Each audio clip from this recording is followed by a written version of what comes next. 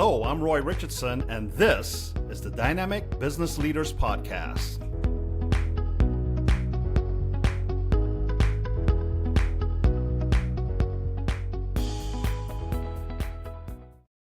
Welcome back to the Dynamic Business Leaders Podcast. I'm your host, Roy Richardson, joined by my co-host and trusting sounding board, Sean Murphy. Sean, another week, another episode, very special day today.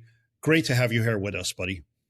Yeah, man, great to be here. Like I was saying before, when we were in the green room, I'm on the last minutes of wrapping up a week of vacation, and we tried to move this thing a couple of times. And lo and behold, as faith would have it, I know Jonathan's a strong Christian man like myself, and I know there are no coincidences. And so to have him on this special day in America, I'm ecstatic, man. Well, same here. And look, today's conversation is about what it actually looks like when someone chooses purpose over comfort and responsibility over recognition. At the intersection of high stakes commercial real estate, elite level competition, and an unwavering commitment to the next generation, our guest has built something rare, a career where professional success and community impact aren't competing priorities. They're in fact part of the same mission. And I think that's what makes this conversation especially relevant right now. At a time when a lot of people are trying to define what success really means, Jonathan has spent his career connecting achievement with responsibility. And folks, our guest today is none other than Jonathan M. Perry, co-managing shareholder and co-chair of the real estate practice at Greenberg, Traurig, Orlando's office. Jonathan has helped lead some of the most complex commercial real estate transactions in the country while simultaneously investing deeply in his community through organizations like Elevate Orlando, the Greater Orlando Sports Commission, and the UNCF Leadership Council. He's also spent nearly 2 decades coaching young athletes and helping shape future leaders. But before all of that, he was a team captain and Peach Bowl champion at UNC Chapel Hill and had the opportunity with the Tampa Bay Buccaneers and even spent time as a Screen Actors Guild member. Earlier this year, he was honored with the UNCF MASK, that's MASKED, award for his commitment to educational opportunity and community impact. And before we dive in and turn the floor over to Jonathan, today's episode is brought to you by Aurora Infotech, helping organizations grow with confidence by protecting the systems and data they depend on so innovation never comes at the cost of trust. Jonathan, we're really glad to have you here with us. Glad to be here, Roy. Good to meet you today, and always honored to be in the presence of my brother Sean, even though he has me working on Juneteenth. Well, you have you working because you had some big deals earlier in the week when we wanted to do it. And, we were like, okay, you close those deals. But Jonathan, man, welcome. I remember the first time we met was at the College Park Rec Center with Joe Barry's Hoop Stars when our boys were playing. And my Noah was just beginning to play basketball. He was in the 3rd grade, maybe the 2nd grade. And, we connected then, and we're going to talk about this later in the podcast, but what sticks out to me, and I've followed you on LinkedIn a while, your commitment to community, man. You never miss your kids' stuff. Every game Justin had or Noah had or Joshua, every game you were at them all. And then you were running a practice. So we're gonna get into it. I think that if anybody that we've had some great guest speakers, but none that I know that have carried those 3 things like yourself. So I'm looking forward to it. There's plenty of people that build impressive careers, but there are few who do it while making meaningful investment and people around him like you have, man. And so I am thrilled to have you on the show. Well, I'm thrilled to be here. I'm going to have to take you with me everywhere I go so you can introduce me if you're going to give me that kind of introduction. I need to bottle that. Didn't quite make every game, but I like to think I made more than I missed. And I guess we'll talk about it a little later. It's all about what you define as success and what you value, and where you put your money and where you put your time is ultimately what you value. So Got it. Well, let's start with something fun here. You've lived a few different lives already. You're a football player at a top school like UNC, actor, an attorney at one of the top law firms in the country, a community leader. You've been involved with that for a minute. Which chapter do people completely misunderstand when they hear the title?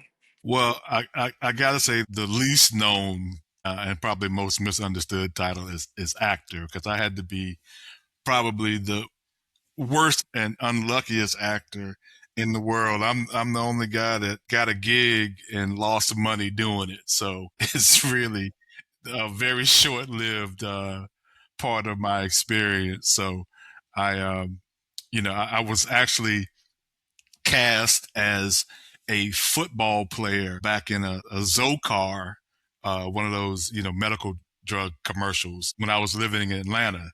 And so I had to, dress up full uniform. And it was a casting call.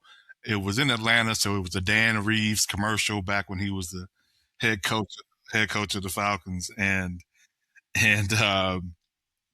as my luck would have it, I line up opposite a guy who's really trying to impress Dan Reeves and wants to get an NFL gig. And this is some years later, and I've been practicing law, and we're acting, or at least I'm acting, and this guy is going like 100 miles an hour, and I'm like, hey, brother, can you just tone it down a little bit? Like, we're not getting the contract here today. You're not going to get discovered here today. But I ended up catching the flu from where they filmed the commercial and missed like 3 weeks of work. So by the time I got my check for the commercial and they took the taxes out, I had lost more money than I'd earned. Oh, so I learned my lesson with that, and I went back to practicing law. I was like, that's enough of trying to get my ugly mug in front of a camera. So which of those chapters prepared you best for the work you're doing today? By far, Sean, I would have to say it was playing football. Football has given me a lot. It's probably given me just as much as I've given it. But one of the things it taught me was how to work with anyone, right, towards a common goal, how to put your differences aside and row in the same direction, how to hold yourself accountable, how to hold others accountable, how to lead by example, how to be a vocal leader. I mean, there's so many lessons that came to me through football, especially, because it is, in my opinion, probably the ultimate team sport, because you got 11 people on the field at a time. 10 guys could do it right and one guy do it wrong, and it cost the team a victory. So you learned so many valuable lessons out on the football field and in the locker room, and you get introduced to so many wonderful people and coaches, support staff. You learn how to interact with others who can help you and who you can help. So that by far has prepared me the most for the position and seat in which I sit today. And you're from Orangeburg, South Carolina. For people who have never been there, what was it like growing up in Orangeburg, and what did it instill in you that still shows up today? Growing up in Orangeburg was an experience I wish every child could have, especially with the parents that I was lucky enough to be born to.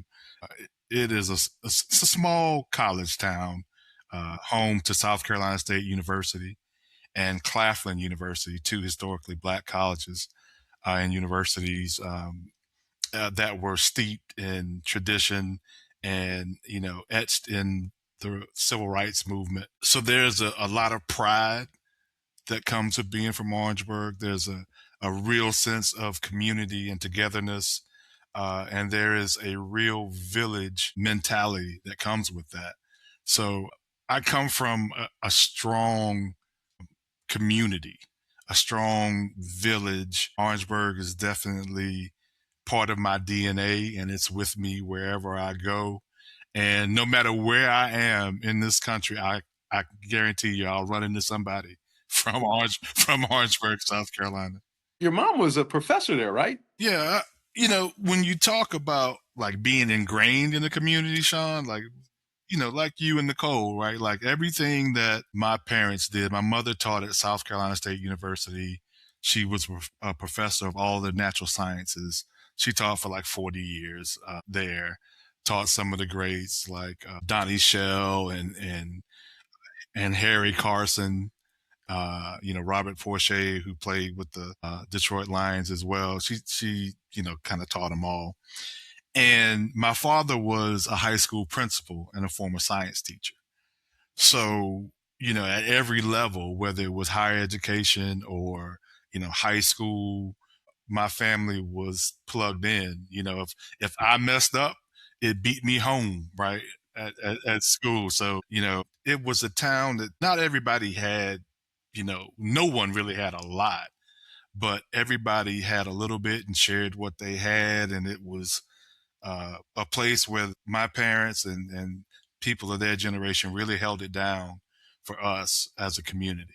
Sounds like stuff that we don't see around anywhere anymore. That community mind. I mean, I'm originally from the islands, and that's how we grew up. And Sean, I'm sure it was similar for you. It takes a village to raise a kid in the widest sense.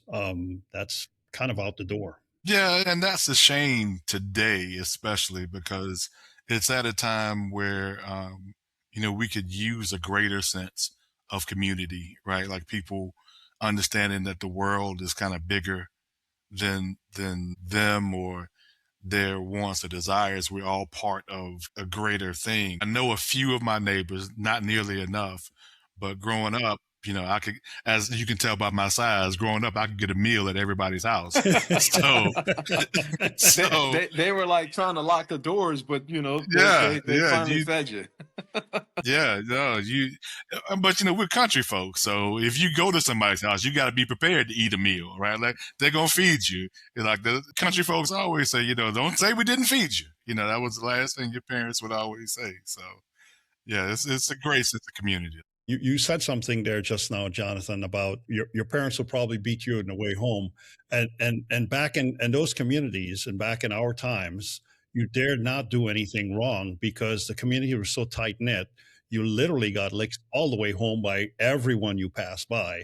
And then on top of that, you still had to wait and deal with your parents, Yeah, and look, I really lived that. Like my father in his desk drawer in his office, at the high school, he had a paddle and he had a 38.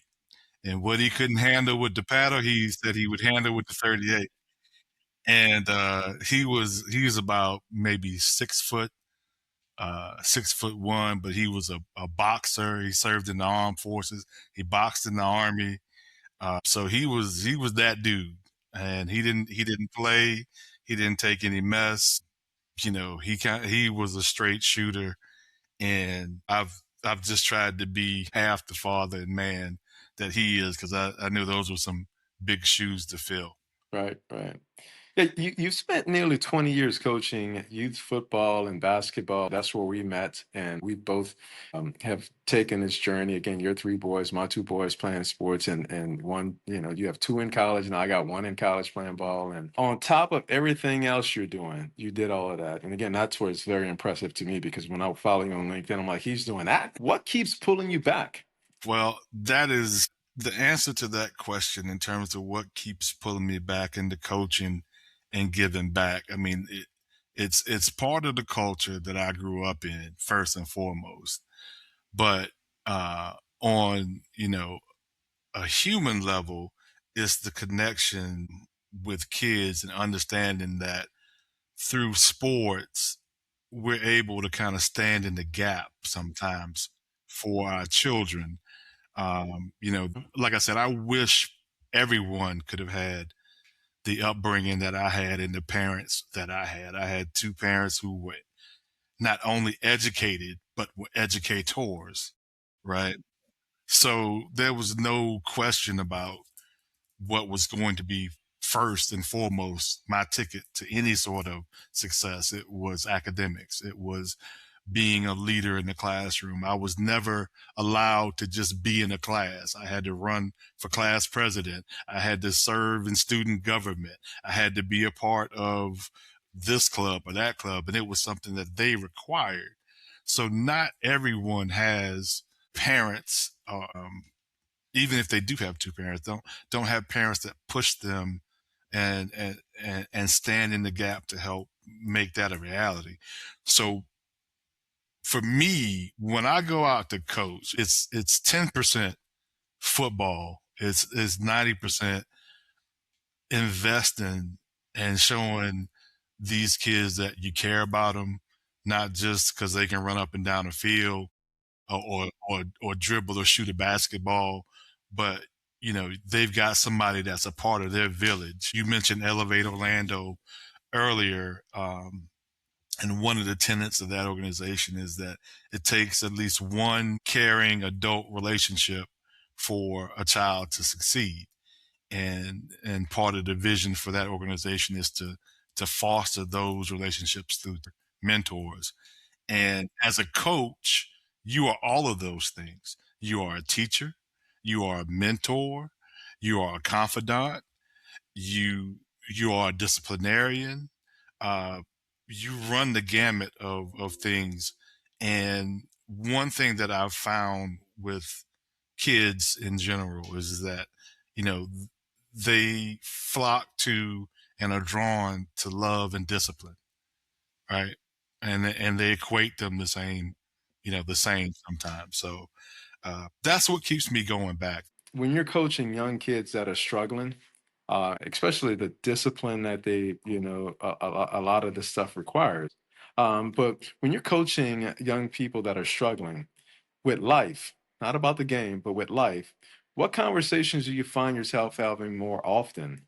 Well, those conversations, when it's not about sports, when you really come across a kid that might be acting out or, having issues at home, those are what I call like the real rubber meets the road type conversations.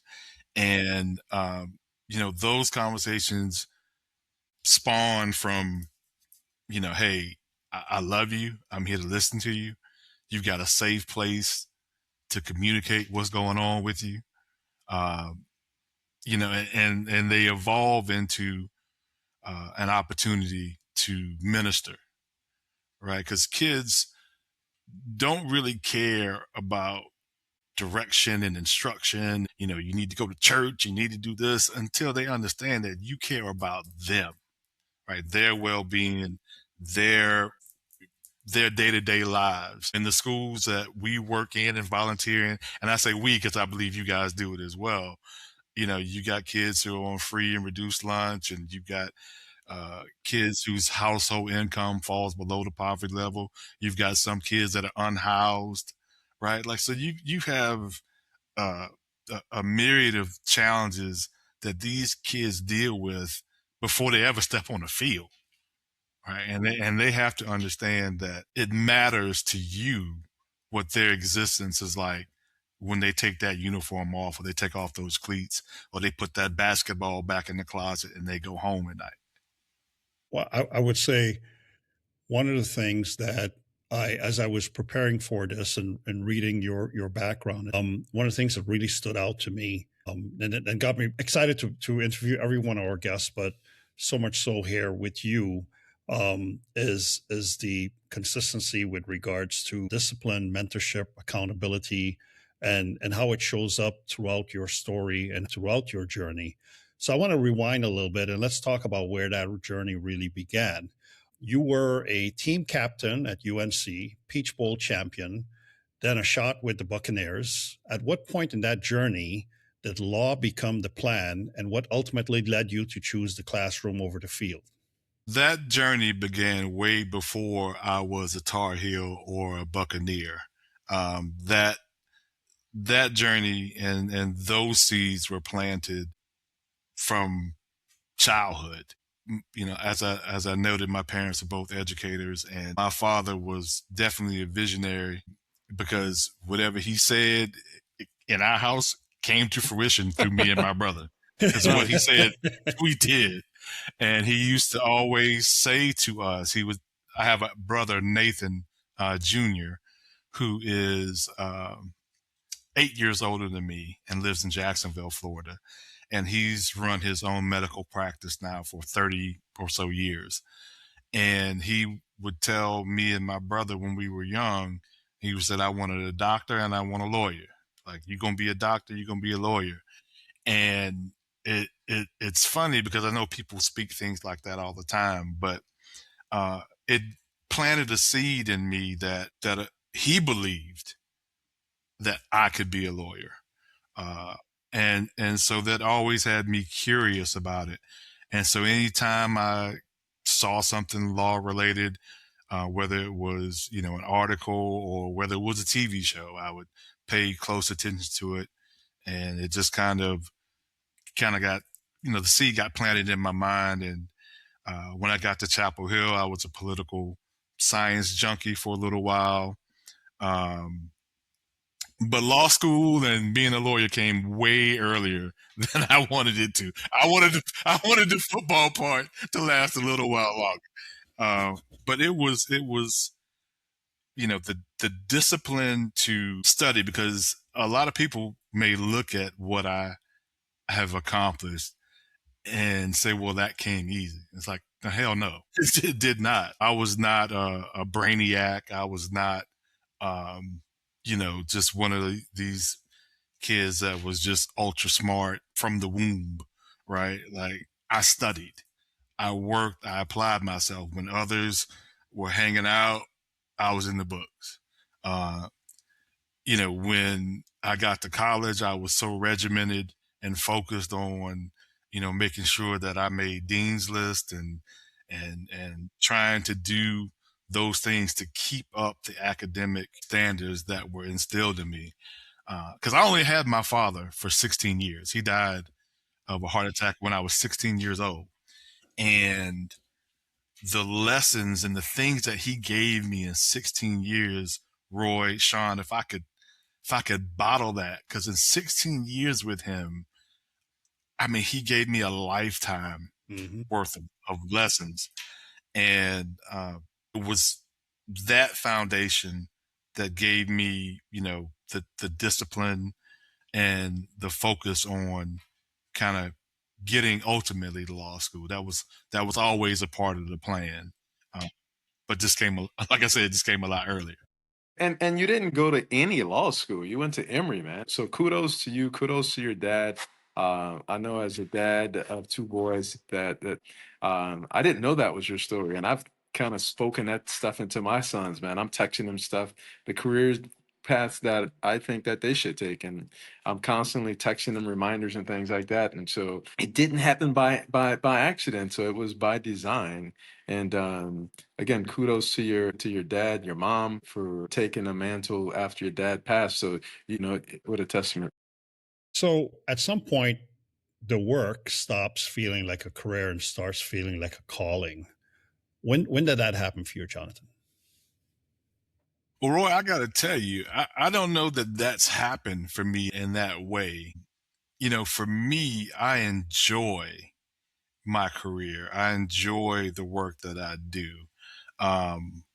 But, I'm not saving lives. I'm not curing cancer. I'm closing deals for wealthy people, and they're, gaining more wealth. And so, and nothing wrong with that. I'm a big fan of capitalism. Don't get me wrong. But for me, it's more of this career that I have has allowed me to really fund my passions. Right? My passions are young people and education. Right? If you look at my checkbook, much to my wife's chagrin, right? If you look at my checkbook, you'll see where my money goes. And it goes to education, and it goes to young people, and not all the ones residing in my house, but those in the community that we try to help, and not just through organizations, but like this year, I was so honored and humbled. We were able to award the first 2 scholarships in my mom and dad's name for high school students who are seeking to study STEM or law or something real estate related in college. And that's a direct function of this career path in big law. I'm a competitive person, so this keeps my juices going. But as far as like, this is what I was born to do, I don't know that this was what I was born to do, but I know I was born to serve. And this allows me to do that. Congrats, first of all, congrats on that milestone, on being able to name and realize a scholarship in your mom and dad's names for two very lucky students. And I mean, if more of us could step up to the plate and take care of our own, the world will be a much better place. So kudos to you and your entire family and organization behind that. Yeah, you know, I find it very interesting how many of those decisions seem to come back to impact creating opportunities, solving problems, building things that last. Let's talk about the work you're leading, both corporately and in the community. Yeah. So Jonathan, for anyone who doesn't know Greenberg Traurig, 3,000 lawyers, 51 offices, transactions in the billions. What does that kind of platform actually mean for a client walking into the Orlando office? Greenberg Traurig is very much big law at its highest level. And what that usually means, and what I really find the most joy in doing what I do, is connecting people and access. So connecting clients, taking a client with revenues from 10 million and helping them grow to 50 million or more. Those are the types of things that the platform and the diversity that's in Greenberg Traurig allows us to do.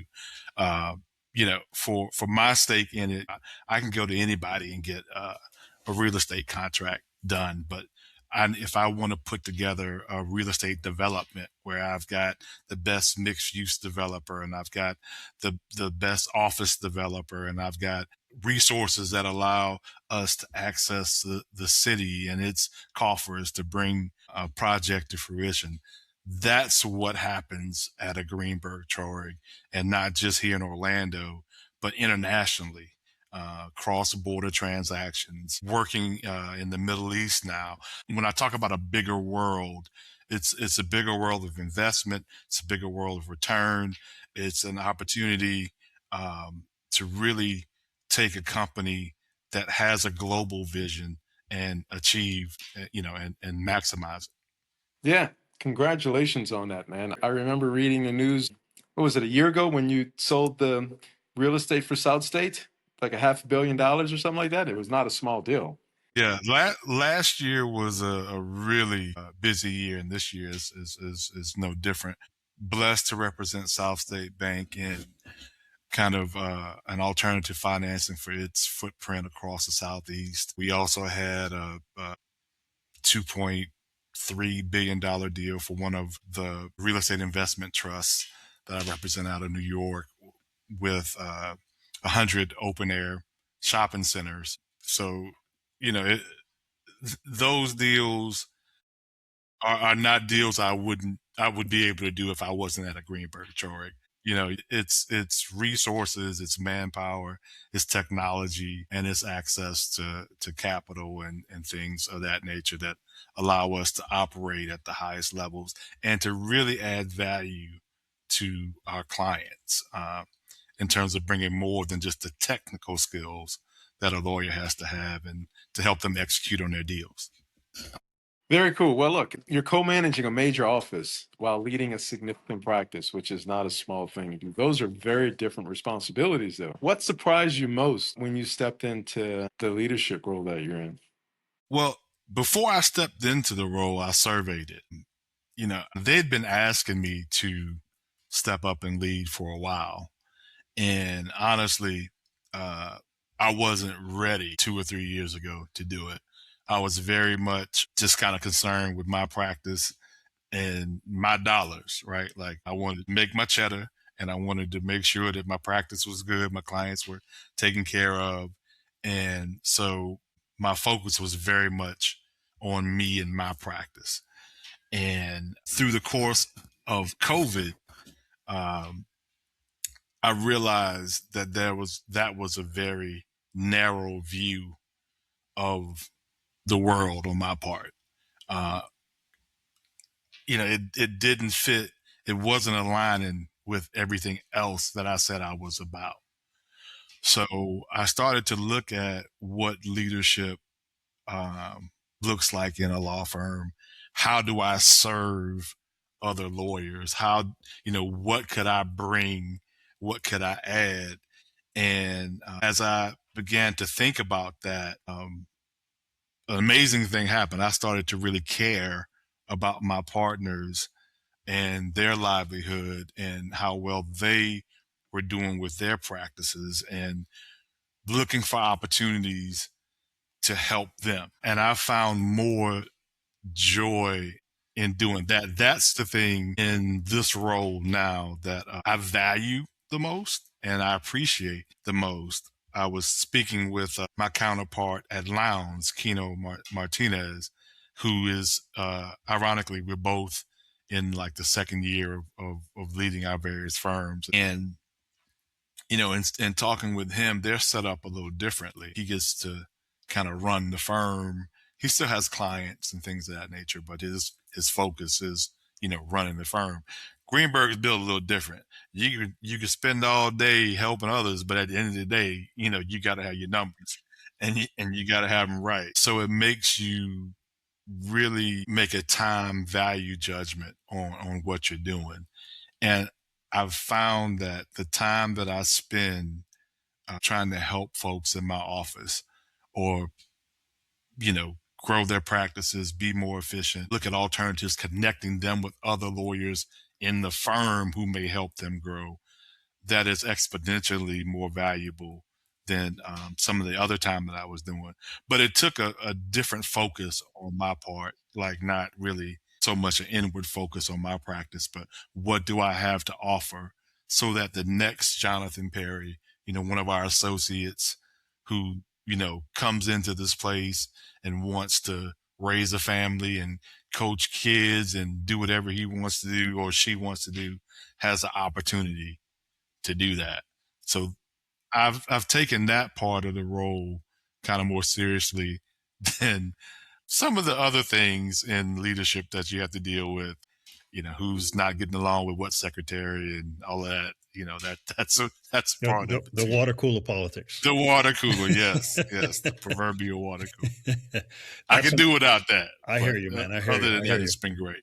I hear you. We have here in my firm, we have a strict no drama clause, in our agreements. So we keep that stuff out. But send me the language on that so I can put that in. I will, and I'll probably lean on you to help improve it.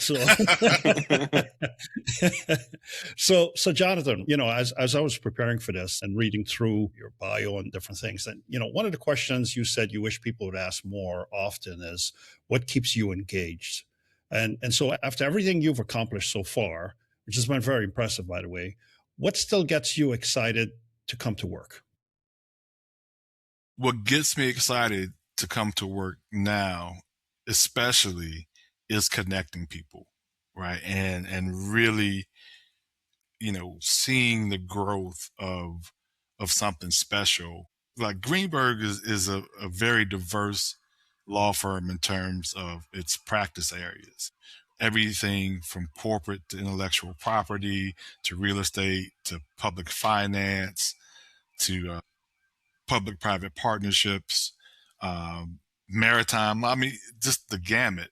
But we have so many clients that are active in so many different areas that when you're able to connect clients and connect lawyers and watch something that no one could fathom that could be done and know that you played a part in putting that together, that's a very rewarding feeling. So that's kind of what keeps me engaged and interested.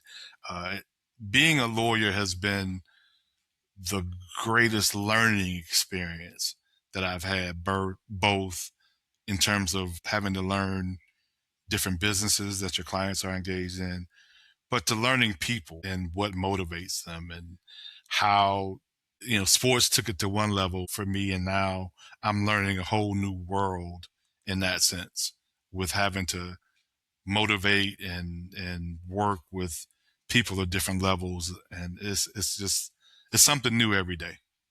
Is it a term for you, or is it whenever you want to step down, though, or whenever they decide to make a change?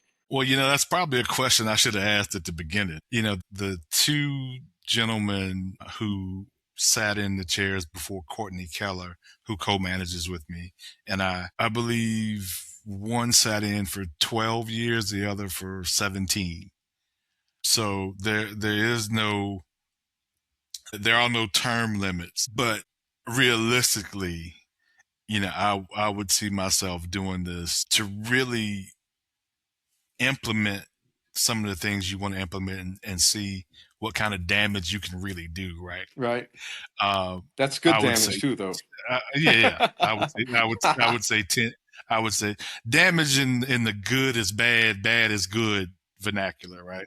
I would say probably 8 to 10 years is a good target. I absolutely love working with Courtney Keller, who co-manages with me. She makes me feel old, because I remember when she joined the firm as an associate, and so I watched her become a partner, and now I'm managing with her. So I feel rather ancient when I sit next to her, but she's a dynamic leader, a dynamic lawyer, and we complement each other well, and we see the world kind of the same, but in the ways that we don't is complementary, and we're able to go into the right direction.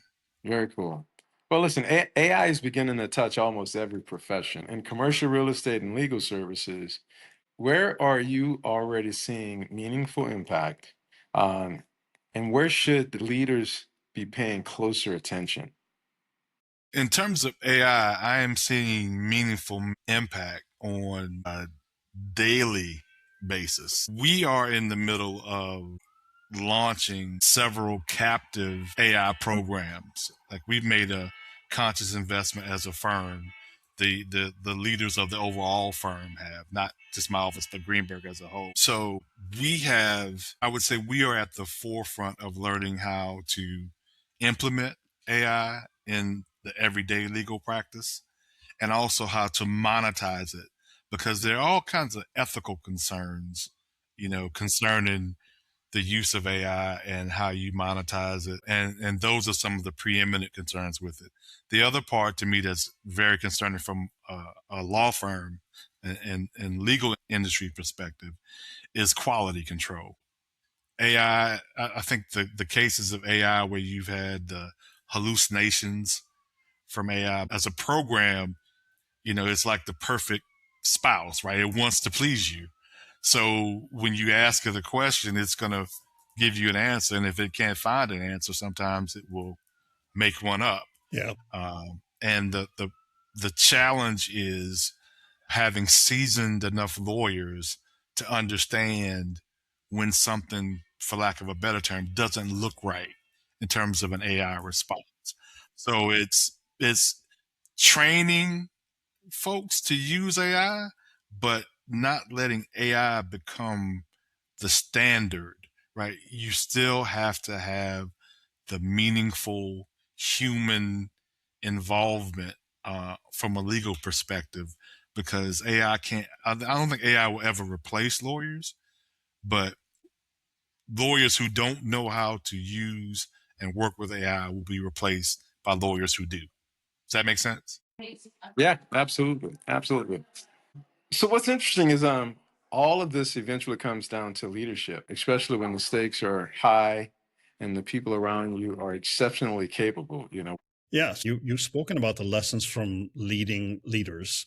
The idea that people are motivated by different things, and great leaders take time to understand that. How has that shaped the way you influence people who are already successful and accomplished? Leading leaders and understanding common interests, establishing a common ground is like the backbone of getting anything done when you deal with highly motivated and successful people. We talked earlier about, some of the lessons from football. When you come from high school and you go to college, you might have been, all area, all state, all American. And then you get to college and your freshman class. Now you might have been the only one on your high school team, but now everyone is an All-American of some sort. Everyone is the top of the heap with respect to where they come from.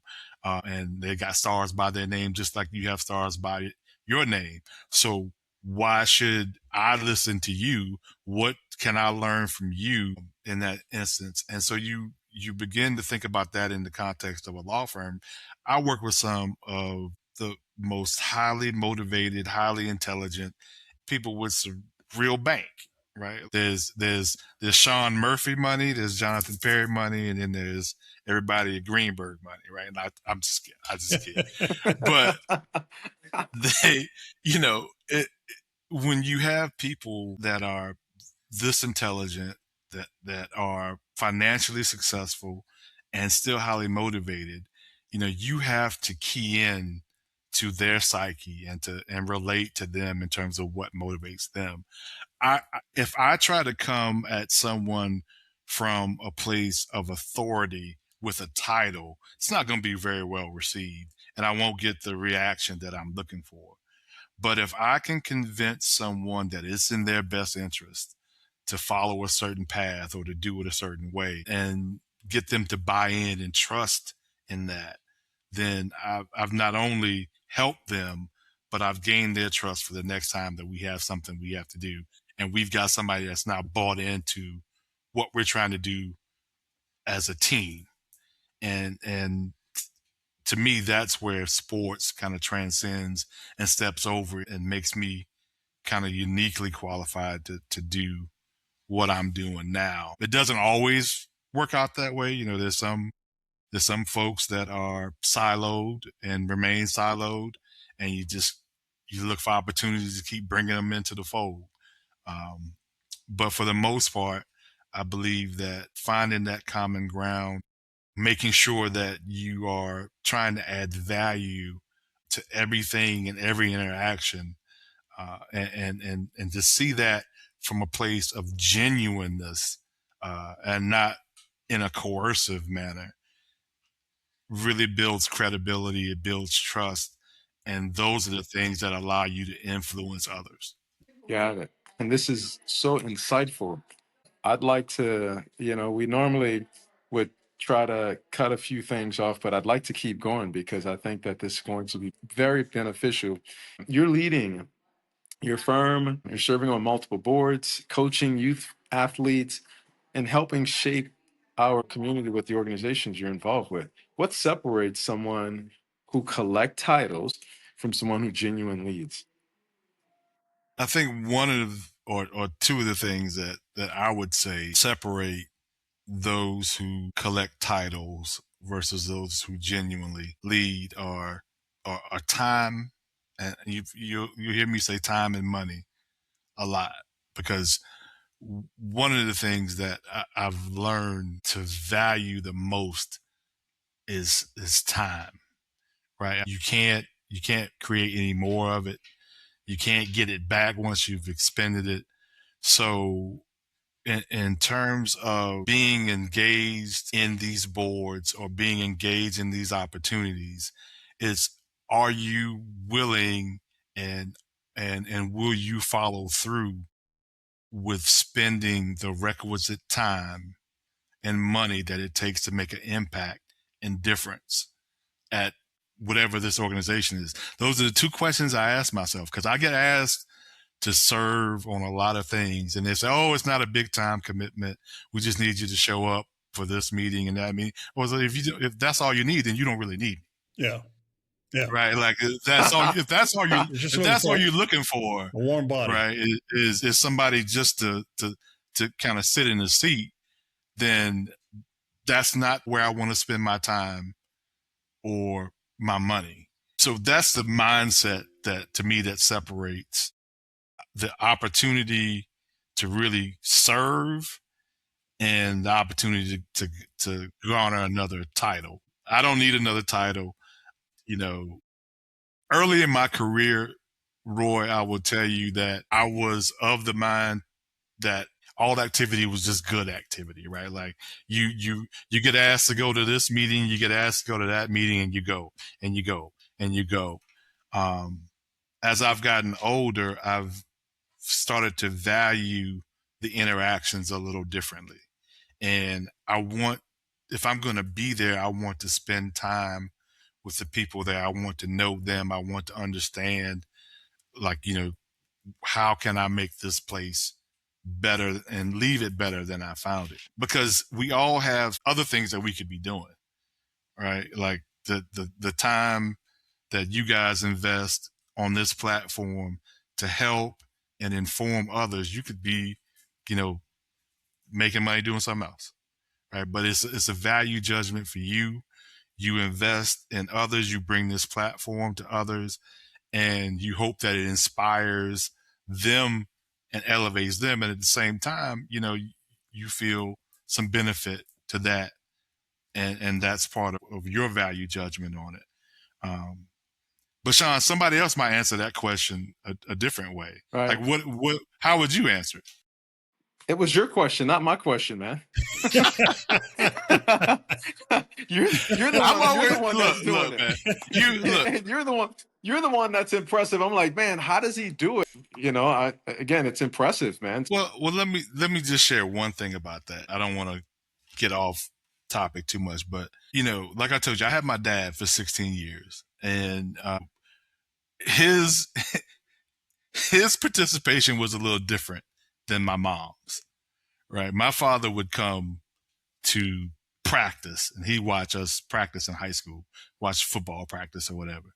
But he'd be sitting down there with, the guys having the beer, talking trash, occasionally watching what we're doing on the field.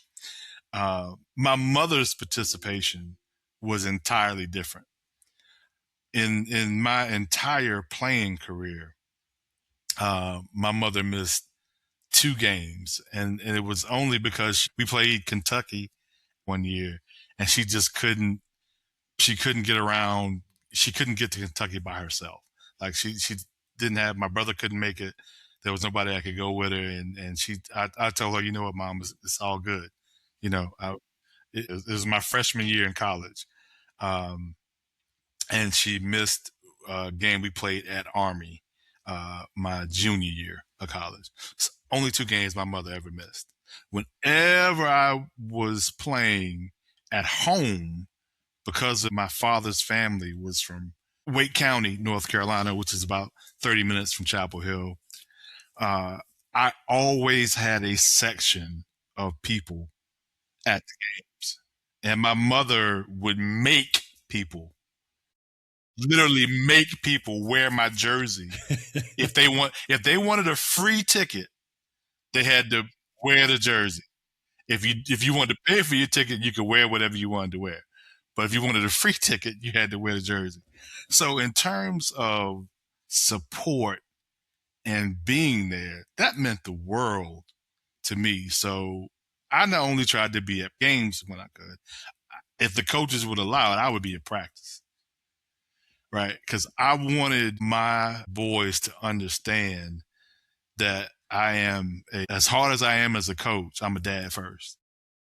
And that line gets blurred a lot, but I'm a dad first, and I wanted them to understand that they have my unwavering support in whatever they're trying to do. If we trying to go win the checkers tournament, I'm gonna be.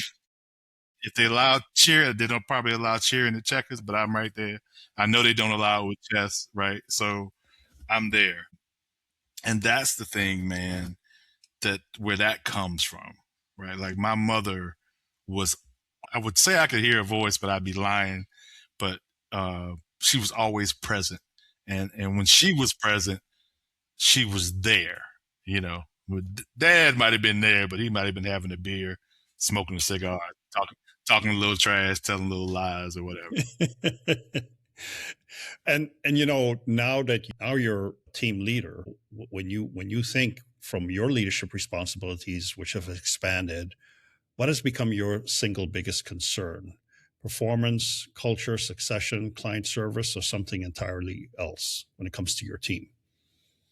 Well, we're in the service industry. So first and foremost, client service, attention to detail, all of that has to be paramount in how we deal with our clients, how we interact with our clients, and the work product that we put out. Now, all clients really have a choice, right, in whoever they're going to hire. So the difference between hiring me or hiring my counterpart at another firm may be that phone gets answered on the first ring as opposed to the third ring, or that email gets returned in 10 minutes as opposed to 20 minutes. And so the service part is like standard. The thing that I focus on here is culture. And I break it down in two ways. I want people that fit the culture, but also people to add to the culture, right? So culture fit and culture add. Those are the people when we sit down and interview attorneys that we'll get to the baseline of the type of work they've done and their competency level and the levels at which they practice. But the thing I'm really looking to hear is kind of their story, kind of who they are, kind of what they bring, their, any indication I can get of their work ethic and who they really are as a person to see whether, well, they've got to fit the culture, and that's great. But I also want people to add to the culture, like they bring something that I may not really even consider to be important, but in the way they manifest is like, oh, you know what? This helps us. So a well-rounded candidate of the culture fit versus culture add is always what I'm looking to build now. And then the competency part is and the customer service and client service is a baseline. Like we have to maintain those standards. And Greenberg really, as a firm, in terms of core competency values, does a great job with that in terms of CLE training and making sure that we have all the tools and resources we need to continue to keep ratcheting up client service and our skill levels. Awesome. And so looking through your resume, someone could assume that the road Jonathan traveled was smooth, but success has a way of hiding the difficult chapters. So let's spend a minute there. Sean? Yeah, you've talked about the concept of getting to neutral, finding calm, clarity in the middle of pressure, right? Can you walk us through a time when you had to put that into practice? I've had to put that into practice more than I would like, I guess I should say. I think the very first time I would say was when I was still playing football at North Carolina. And it was the kind of end of my college time. And I never really dreamed about playing in the NFL. By the time I realized that I might have an opportunity to play in the NFL, it became more of a goal than a dream. But my senior year, suffice it to say, that was the best team that I played on. We were like 9-3. That was the year we went to the Peach Bowl. The 2 prior years, we were decent enough team. My freshman year, we sucked. Like, we got our behinds kicked all over the place. And that was the biggest growth year for me of my life. But, and I gotta paint the picture for you, because in that moment, in my senior year, which was 92, 93, that was the first year that they had bowl games after January 1st. They had one bowl game after January 1st, and that was the Peach Bowl. That was also the first year of the old Georgia Dome.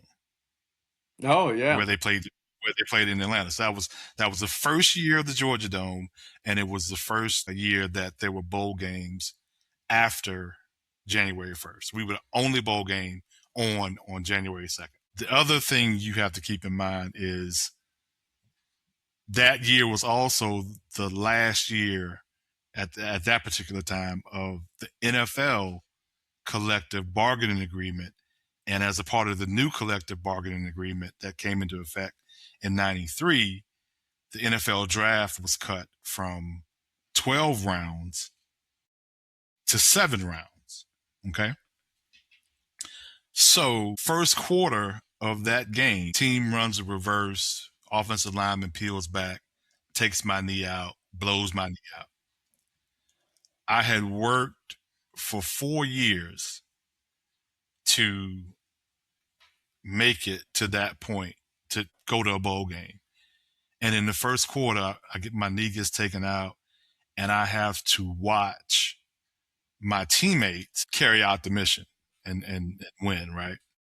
Tough, very, very tough, right? Like I'm holding back tears the whole time I'm there. And second part that starts to sink in to me is that game is on January 2nd. So what happens in February for the NFL? Right, the combines, right? The combine, right? So now I've blown my knee out. I can't go to the combine. I can't go to the Senior Bowl. You know, I was ranked, I was rated, but I wasn't at the very top. I think I was out of outside linebackers. I was ranked like 15. Now I'm thinking, oh crap. Now I won't get an opportunity to play. And whatever happens, I got to rehab and try to come back. I may not even get to participate in pro days at the school because of they happen in March and April before the draft. And all at once, everything sort of crashed around me. And it made me think about who I was, what I was going to do. And at 21, I wasn't equipped to handle it. Right. But through faith in that instance, I was able to sustain myself. And then later I did end up getting to work out for a few teams and had teams tell me, hey, we still like you. We're going to draft you. We still like you. We're going to draft you. Now, this was also, like I told you, the draft went from 12 to 7 rounds. So the week before the draft, I get flown out to Cincinnati and the Bengals say, hey, you know, if you're there when we get to our 7th round or 6th round picks, we're going to take you. And we watch film, we go through everything, we do, you know, we have a whole weekend. It's me and like 20 guys that are up there that they're looking at. Draft day 1 comes. Obviously, I'm not going on the first day of the draft. It's over. Draft day 2 comes. Bengals select a linebacker from some other school. Ended up being a good player at the end of the day, but they didn't draft me. So now I'm crushed. Right, this is the first thing that I felt like in life that I failed at. Right, in a meaningful way. Ended up getting signed by the Bucs, but throughout all those processes, I learned that I was equating myself too much with football. And I know this is a long-winded answer, and I apologize, but what I learned through that situation is each of those times that I thought it was over, there was something else that was right around the corner. But negative thinking and getting too down when bad things happen, or getting way too excited when a team said, oh, we're going to draft you, and calling my mom, say, oh, they say they're going to draft me, it's going to be great, and then to not get drafted. It taught me that I needed to condition my mind, right, to try as best as I could to react to positive and negative situations with a rational response. And for the positive side, you know, I probably, as I look back on it now, especially in celebrating things with my kids, I probably could have done a little more celebrating. But for the negative, it kept the baseline for them in watching me and in how I tried to handle things that way that I think will ultimately help them when the negative things come. And I didn't discover the book in terms of getting to neutral until I heard Russell Wilson talk about it.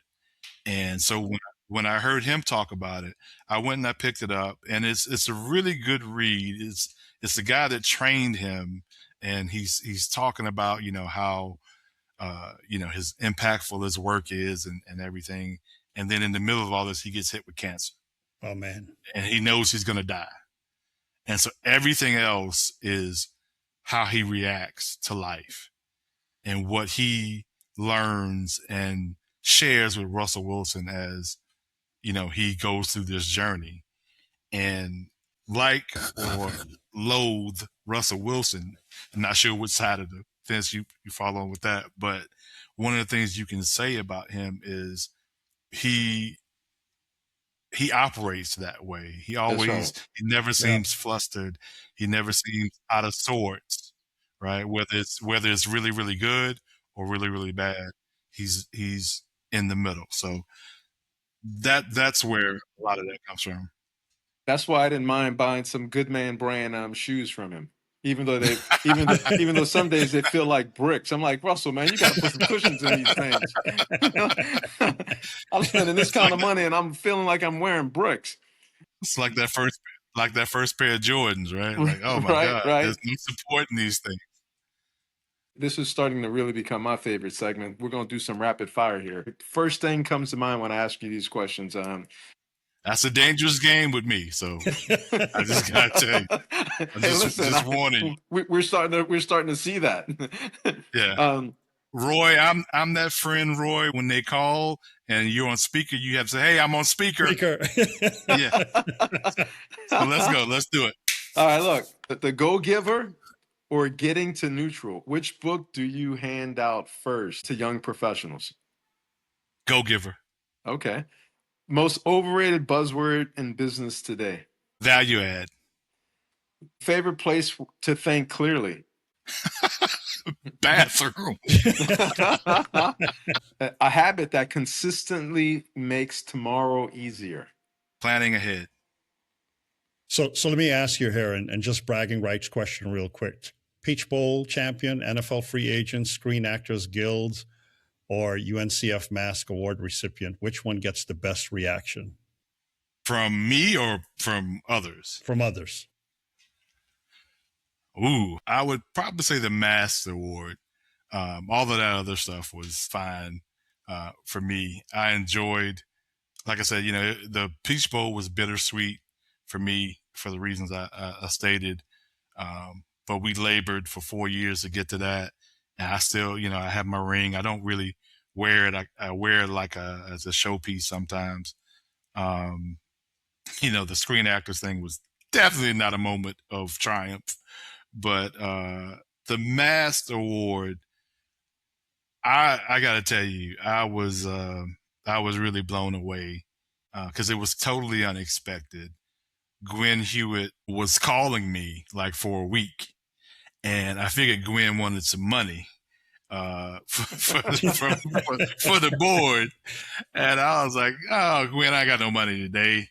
And she called me and she said, "I don't want any money." And so we both had a laugh about that. She said, "But I'll take some if you want to give me some." But she said that we'd like to honor you for the work that you've done while you were a member of the Leadership Council, and for what you've continued to do in the community. And, that was, I know people will say things are humbling, but that was really humbling. Some of the people that have been recognized with that kind of award, anytime you start talking about like a lifetime achievement awards and things of that nature, number one, I'm glad I'm alive. Right. That's right. But other than that, I mean, you think about, I think about attorneys like Ben Crump and folks that are really kind of out there in the forefront, fighting for things that matter. And I think about recognizing me for that. But it was one of my mentors who said, man, everybody has a role to play. Everybody has a part to play. Right. And, you should be proud of that. And to be proud of it and to be humbled by it at the same time was truly, a full circle moment.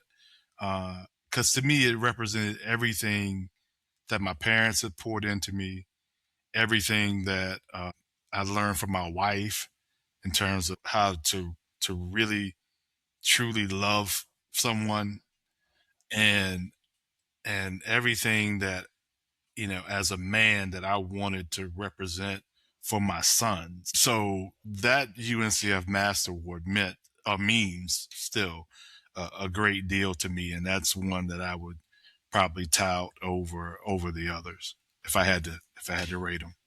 Awesome. Great. I love the answer. I'm going to break it down here, make this practical for people listening on the next segment here. So, Sean, take it away. Yeah, Jonathan, but you operate by 4 principles, and I really like each one of them. Pray without ceasing, live within your means, find 3 positive in every setback, do your best and forgive yourself. Which one gets underestimated most often? Which one tends to fall apart first when the pressure is really on? The one that gets, I think they're one and the same, for me at least. Doing your best and forgive yourself. That's the one that I think is underestimated. And that's the one I think, for me personally, that tends to fall apart if I don't hit it. And that's simply because I hold myself to a very high standard. And, I have to remind myself that, you're definitely not always right, and you're not going to get it right. Right. And Nicole, my Nicole will definitely remind me of that. But an associate of mine who worked under me, we were working on a deal, and when it comes down to closing time, like for me, that's, I got to miss breakfast. I miss breakfast. I got to miss lunch. I miss lunch. Like it becomes a pecking order of, we got to get this done. Like I expect everybody that's working with me to work through lunch. I expect everybody that's touching the deal to be ready to put forth the effort that I'm putting forth. Right. And so she bought into that. And one of the things that she did was she gave me this little plaque, and I would show it to you, but I think I gave it to my oldest when he went to college. But it was about yay big. And that's what it said. It said, do your best, then forgive yourself. And it took me a while to really understand kind of what that meant, because we can plan and we can try to execute and we can leave no stone unturned, and sometimes it's just not going to be enough. And you have to learn how to, I guess ultimately what she was trying to tell me is you have to learn how to give yourself grace. And that's the overarching thing that I take from that. But like I said, I'm my biggest critic. So when things don't go right, I will replay in my mind to see where I could have done better. You learn more from an autopsy. So I go back and I dissect, and that can sometimes lead to second guessing or kicking yourself. Man, if I would have only done this, or man, if I would have only done that. I try not to use the regret word, but for me, it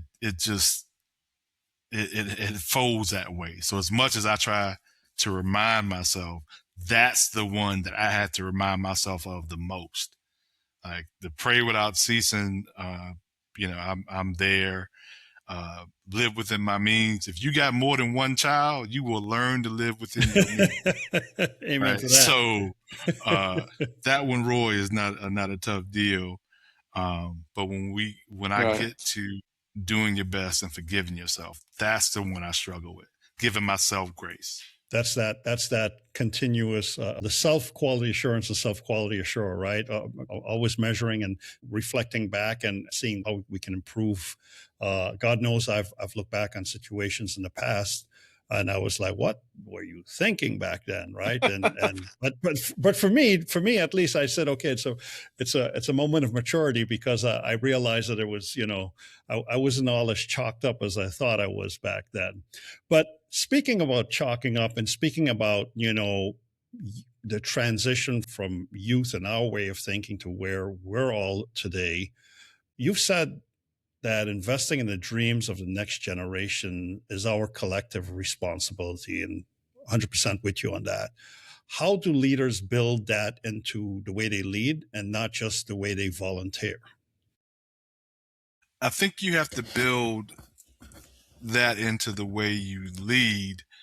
Number one, like with anything, by example, it becomes a function of spending time with those in whom you're investing, to let them understand that their dreams, their goals are important to you as a leader, right? So many times we go into professional situations, and if you remember when you stepped in, like, how invested were you in a company before somebody showed you that they cared about you, right? Like how did that play out in your mind? I can come in, I can make my widgets, and I can go home, right? Or whatever it is that we're selling that day. But if I feel like from the top down that the person who is at the top, right, really cares about my day-to-day existence, and not just that, but also where I want to grow to, where I want to go to, then I feel like I have an opportunity at whatever company or whatever job it is to grow and mature and be a part. I know it's got a negative connotation in terms of drinking the Kool-Aid, but at a certain level, you want your team to drink the Kool-Aid and like it, right? Like, and not the not the Jim Jones Kool-Aid, right? Yeah, Right, yeah. that's right. Yeah, I mean, Yeah. you want them to feel, and you want it to be true, that this is a place that they can grow and achieve all of the things. When I moved to Central Florida in 2006 with Greenberg, right? It was coming from a situation. I had been with the Atlanta office of Greenberg for about 5 years. I'd been practicing for about 8 years. And it was abundantly clear to me that the culture of the Atlanta office that I was working in was just not going to work. I was working, 17-hour days. That'll At catch up that with you. point, at that point in time, Noah was barely a year old, and there were stretches of 4 or 5 days a week that I would not see him awake, Oh, wow. right? And I knew that that was not the life that I wanted to live. But I didn't see it changing, so I decided to leave the firm, actually. And I had told my managing partner at the time, good guy named Ernest Greer, who was now one of the presidents of Greenberg Traurig. I told him that I'm done. I'm leaving. I'm giving this place more than I'm getting in return, and this is not the kind of lifestyle that I want. And it was, and Sean, I believe you know John Wilson, Oh, but it yeah. was John Jude is my Wilson. guy. Yeah. So yeah, his brother Jude. So John, who was and who is a shareholder in this office, was actually working a couple of deals in Atlanta at the time, and so he came in the traditional. If you know John, I mean, this is just who he is. He came in, he found me in the office, walked in, introduced himself, and we just got to talking. And he said, "Hey, man, I'm working on this deal. I could use some support. Would you work on it with me?" And I said, "Sure. I'm happy to work on it with you." Started working on it with him. We got into some tough moments in the deal, and I had his back, and he had mine, and We got it closed, we got it done. And I told him, I was like, it was great working with you. I'm on my way out of the firm. And he said, well, look, man, I got to tell you, I enjoy working with you. The folks in Orlando who you've done work with before really like you. And very cool. we could That's awesome. use you in Orlando. And I gave him the traditional answer that any young brother who lives in Atlanta would give, like, I ain't leaving Atlanta. You got to be crazy. like, no. Not to go to the country. Not to go to the country, Orlando. Right, exactly. But I went and I told Nicole about what happened. And unbeknownst to me, she was feeling the same way I was in terms of this was not the life that she wanted, in terms of the parenting style that we were having to develop. It was not going to work. And she was kind of afraid to say something about it because she knew that, that was our livelihood or whatever. And so we got to talking about it. And then we looked at Orlando and we heard that it was really family friendly. And so I reached out to John. John set it up. I came here and I interviewed and we talked, and the rest is kind of history. But to circle back to the moment you're talking about, like, if it wasn't for someone in that leadership position reaching back to make me understand that, hey, I think you can grow here. I think there's a place for you to develop here. Consider doing X. I would have been gone and we wouldn't have been having this conversation. So I think it starts at the top, and it's really important and incumbent upon leaders to make sure that the people on their teams or in their organizations understand that we care not just about what you do for the organization, but about what your personal goals and aspirations are. And if there's something that we can do to help you achieve those, then I think as a leader, it's incumbent upon us to do so. Spoken like a true statesman, I would say. Future statesman, maybe. I don't know, but too many bad decisions in college to run for office, brother. I hear you, brother. I hear you. So let me ask you this before we close, because we're rounding up the top here, and this is a question I throw out to every one of our guests. If you could assemble a dream board of advisors from any point in history, who would be at that table and why? That's a great question. Definitely Jesus. Everybody understands that one. Warren Buffett, for sure, because I grew up with no understanding of finances. And, my wife is better with our finances today than I am. So I learned a lot from her, believe it or not, for our personal finances. But definitely him.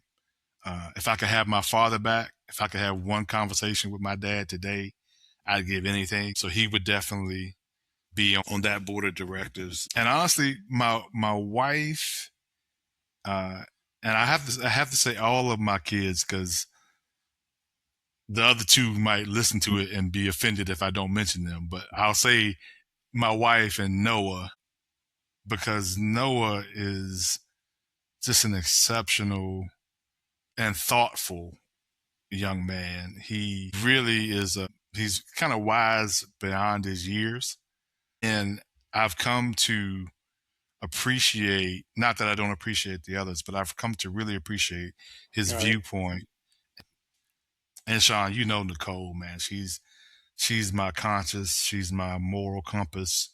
She's the one that checks me when my attitude is out of whack, when I want to react to my feelings instead of what's practical and what's right. When I don't necessarily want to take the high road, she demands that I take the high road. So that would pretty much be it. Okay. Impressive work. I don't know. I'm pretty sure other people probably have No, it doesn't matter. It's your board. This would be mine. Yeah. That's right. Well, listen, the cool thing about what you said, most of the people have used like the same names. And I can't recall anyone saying their dad or their children, which is unique. And you know, you're as accomplished as everybody that's been on. So we love it. That's the beautiful thing about it, right? We want uniqueness and different mindsets. So thank you for sharing that. Yeah, what an amazing journey, and time well spent here. Speaking of time, Sean, it's time to take us home, brother. Yeah, man. Well, Jonathan, Juneteenth, 2026, man. Like, people ask me all the time, they're like, "You're always so happy, man." I'm like, "Man, I lived a dream." And this is one of those markers that I'll look back on in 10 years, 15 years, that, you know, the Lord had it worked out that I got to interview, you know, highly successful brother on Juneteenth. For this to fall on this date, this is awesome. But what stands out isn't the deals, the awards, or the titles. It's that everything seems to flow from the same core conviction for you. Whether you're leading clients, serving on board, coaching kids on Friday night, or helping open doors for the next generation, you've never separated success from service. That's not something you can manufacture. That's character, man. I think a lot of people listening today needed that reminder. And thank you for being here, and thank you for showing up the way you always do. Well, thank you guys again for having me. It's been a pleasure to chop it up with you, Roy. Good to meet you as well. Same here, same here. And Sean, I will just say, you know, is interesting. As men, as we get older, sometimes it's harder to establish real interpersonal relationships with other men. You know, you meet people through your kids and you get to know each other and things of that nature. But the critical point of my time here in Orlando, you extended an invitation to me to join you and a couple other guys in Bible study. And I really appreciated the fellowship. And it came at a time when I really needed it, because at that point, I was kind of on an island here in Orlando, because we don't really have any family close except for my brother in Jacksonville. And you know, we don't get to see each other as much as we like. But I just want to thank you for that personally. Yeah, no, you're And welcome. I don't think I ever really thanked you for that, but that was really a critical time for me, and in deciding that Orlando would be home, and that I could grow a network of real people, and you are as real as they come.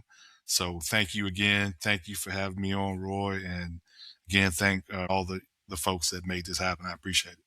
You're most welcome, and you know the time that we spent together here, and I look forward to meeting you in person. I'll say what I'll carry from this conversation is the idea that leadership is ultimately stewardship. You've been entrusted with talent, opportunity, influence, and platform, and rather than treating any of those things as personal achievements, you've treated them as responsibilities. From Orangeburg to Chapel Hill, from the football field to some of the most significant real estate transactions in the country, and from the boardroom to the sidelines coaching young people, the thread has remained remarkably consistent. And what you've been given is being used in service of something larger than yourself. And that's a rare perspective, and it tends to produce rare leaders. We're grateful you joined us today, Jonathan. Grateful for the example you're setting in our community, and grateful for the wisdom you shared with our audience. Thank you very, very much, and can't wait to meet you in person, brother. Same here. Thank you, guys. A couple of things before we wrap it up. I just want to tell our audience, you know, Roy and I are sponsors of CEO Leadership Forums. It's a peer-to-peer networking group where we are working to equip 1,500 CEOs and leaders in Central Florida by 2028. We have a strong partnership with the colleges, especially with Valencia, where we've given over 130,000 in scholarships over the last 10 years. We're having our next meeting Tuesday, August 25th from 4:30 to 6:30, where our region's top business owners will talk about leading beyond AI. And so that's something that's going to happen. And so thank you all for joining us. And until next time, Stay curious, stay driven, and keep leading with purpose. Hi, I'm Roy Richardson, host of the Dynamic Business Leaders Podcast. Are you a business owner or a leader of a successful business? If yes, we'd love to have you as a guest on our program. Our goal is simple. We provide a platform for leaders to share their experiences to benefit others. We want to hear your story, how you got started, the challenges you faced along the way, and your passion today. If this sounds like you or you know someone who fits these criteria, then be sure to get in touch with us by visiting our website linked in the episode description below. Also, don't forget to subscribe to our YouTube channel and click the notification bell to be notified when our next episode goes live. Or, if you'd rather listen to us during your car rides, you can also follow us on your favorite audio channel using your podcatcher. Thanks again, and remember, keep crushing it.